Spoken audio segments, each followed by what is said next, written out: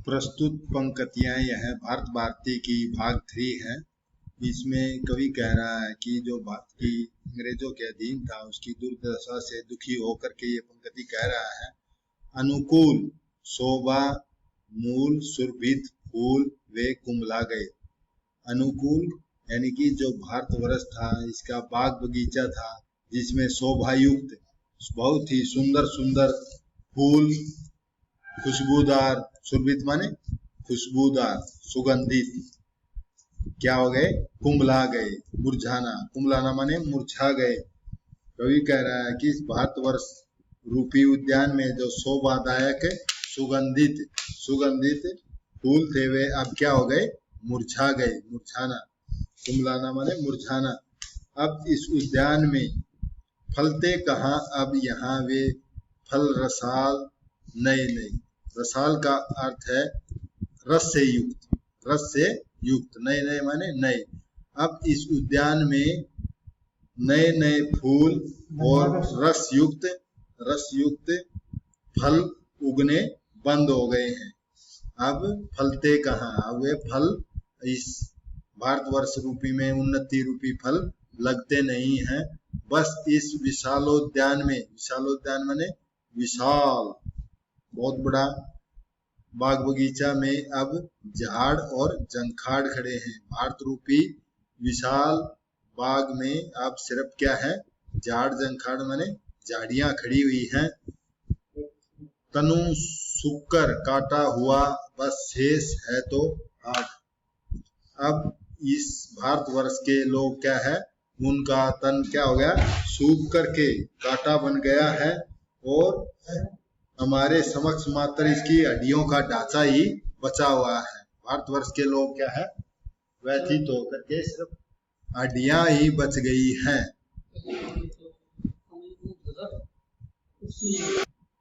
प्रस्तुत पंक्तियां में मैथिली शरण गुप्त जी भारत की पराधीनता से दुखी होकर कह रहे हैं कि दृढ़ दुख दावानल इसे सब ओर से घेर रहा है। दृढ़ दुख क्या होता है, दृढ़ माने पक्का या निश्चय, जो पक्का दुख भारतीय भोग रहे हैं। दावानल माने जंगल की आग, यानी निश्चित दुख रूपी दावानल यानी दुख रूपी आग भारतवर्ष को चारों ओर से घेर करके जला रही है। भारतवर्ष को सब ओर से, चारों ओर से घेर करके जला रही है। उस पर तिस पर अदृष्टाकाश उल्टा विपत बज्जर चला रहा है।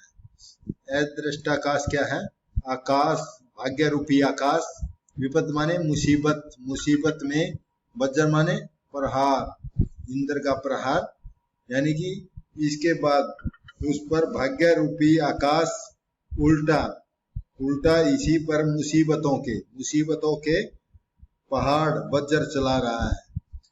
इतने यानी चारों ओर से आग लगा रखी है भारत में और ऊपर से आकाश रूपी भाग्य उल्टे ही मुसीबत रूपी बज्जर चला रहा है। यद्यपि माने हालांकि बुझा सकता हमारा नेत्र जल इस आग को, यानी कि कवि कहता है हालांकि भारतीयों की आंखों के आंसू इस अग्नि को बुझा सकते हैं, इस अग्नि के आग को बुझा सकते हैं। पर धिक है, परंतु धिक माने अफसोस की बात यह है कि हमारे स्वार्थ में सुखे हुए अनुराग को, अनुराग माने प्रेम, धिक माने धिक्कार है। कहा, यहाँ कवि कह रहा है अफसोस की बात यह है कि भारतवासियों के हृदय में देश प्रेम की जगह क्या है, स्वार्थ की भावना है, स्वार्थ भर गई है। देश के प्रति उनका अनुराग माने प्रेम, देश प्रेम की भावना खत्म हो गई है, वह देश प्रेम की भावना सूख गई है। यदि भारतीयों में देश प्रेम की भावना हो तो हमारा देश बहुत जल्दी आजाद हो जाता, यहाँ यह कहना चाह रहा है कवि। प्रस्तुत पंक्तियों में कवि कह रहा है कि सहृदय जनों के चित निर्मल कुड़क जाकर कांच से होते दया के वस्त्रवित तप्त हो उस आंच से। यहाँ कवि कह रहा है सहृदय माने जो सहृदय जो दूसरों का हृदय होता है, जो पाठक दर्शक होता है उनका हृदय। चित माने हृदय, निर्मल माने साफ, बिल्कुल एकदम साफ। कुड़क का अर्थ है रतन, रतन शीशे जैसा रतन, जाकर कांच। कवि कह रहा है कि यहाँ पर इस देश के अच्छे लोग, सहृदयजनों माने बहुत ही अच्छे लोगों का हृदय या मन इतना निर्मल है कि वह कांच, कांच के रतन जैसा, कांच की बोतल की भांति। कुड़क माने, कुड़क का अर्थ है रतन दिया हुआ है, परंतु इसका अर्थ है खाली आएगा यहाँ। कांच का अर्थ क्या आएगा? खाली, यानी उनका क्या आएगा? कांच के शीशे की भांति उनका क्या है? खाली चित है, खाली है। होते दया के वश द्रवित हैं, तप्त हो इस आंच से। उनके हृदय, उनके हृदय क्या है? दया के कारण द्रवित हो उठते हैं, और उनके हृदय देश की दुर्व्यवस्था की आंच से क्या है? हृदय उनके जल जाते हैं। तप्त माने जल जाना। देश की दुर्व्यवस्था के कारण उनका हृदय जल उठता है। चिंता कभी भावी दशा की और वर्तमान व्यथा की। व्यथा माने दुख की, दुख की, वर्तमान कथा की। यहाँ कवि कह रहा है कि उनके हृदय कभी देश के भविष्य की चिंता करते हैं। भावी माने भविष्य की, भावी माने भविष्य काल की चिंता करते हैं, तो कभी वर्तमान, वर्तमान अंग्रेजों के प्रताड़ित करते थे, दुख देते थे, उनकी व्यवस्था से व्यथित माने दुखी हो जाते हैं। वर्तमान दशा से व्यथित दुखी होने लग जाते हैं। करती चंचल उन्हें है भूतकाल की कथा भी। और यही नहीं, कभी उन्हें देश की भूतकाल की कथा, भूतकाल की जो कथा है, जो हमारा देश सोने की चिड़िया रहा था, उसे उद्दीगन, चंचल माने क्या कर देती है? उन्हें उत्तेजित कर देती है। उद्दीगन कर देना, देश के लिए प्रेरित कर देना।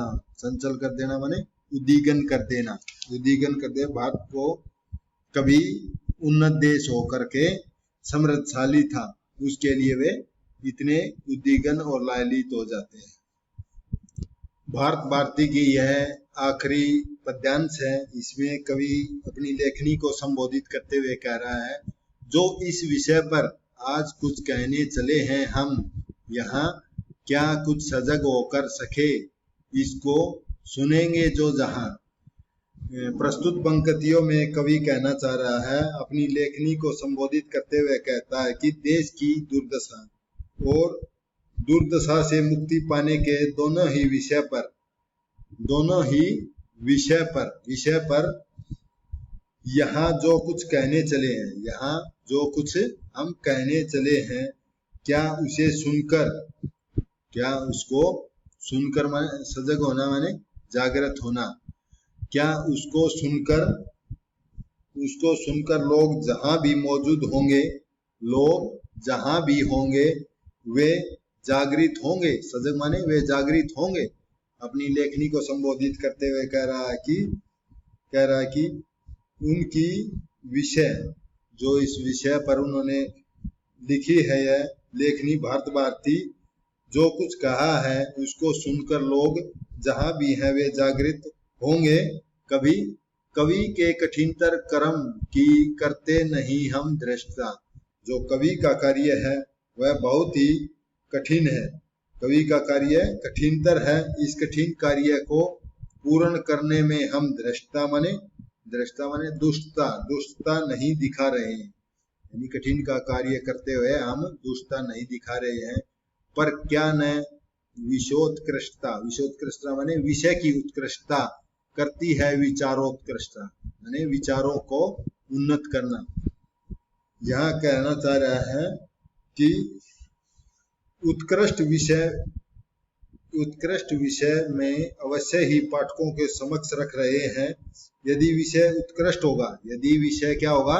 अच्छा और आकर्षक होगा, तो वह हमारी पढ़ने और सुनने वाले विद्यार्थियों और देश के लोगों को क्या करेगा?